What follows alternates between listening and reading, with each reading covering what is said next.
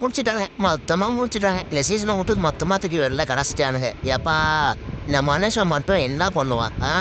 எல்லாரையும் இறக்கி பார்த்துட்டான். முடிஞ்ச அளவுக்கு டீமில் இருக்க 15 பேரையும் இறக்கி மாற்றி மாற்றி ட்ரை பண்ணி பார்த்தாச்சு. அதெல்லாம் போங்கடா. ஒரு பிரச்சனை சரி போனா இன்னொரு பிரச்சனை, இன்னொரு பிரச்சனையை சரி போனா இன்னொரு பிரச்சனை. ஏதோ 154 ரன் அடிச்சாங்க. அதுக்கப்புறம் நசனாச்சு ஈஸியாக அதை சேஸ் பண்ணிட்டு அஸ்தாட்டு பண்ணிட்டு போயிட்டாங்க. ஏதோ ஒரு நடுவில் கொஞ்சம் விக்கெட் வந்தது, அவ்வளோதான். பட் இருந்தாலும் ஈஸியாக சேஸ் பண்ணி ஜெஸ்ட்டு போயிட்டே இருந்துட்டாங்க. இந்த மாதிரி சீசனில் அடி வாங்கினா தான் அடுத்த சீசனில் நம்மளால கொஞ்சம் அடுத்த சீசனில் பற்றி பர்ஃபார்ம் பண்ணுவானுங்க. எப்பா இருக்கிற அரக்குற மேட்ச்லேயும் இருக்கிற யங்ஸ்டர்ஸை புட்டி என்னென்ன ட்ரை பண்ணுமோ எல்லாம்.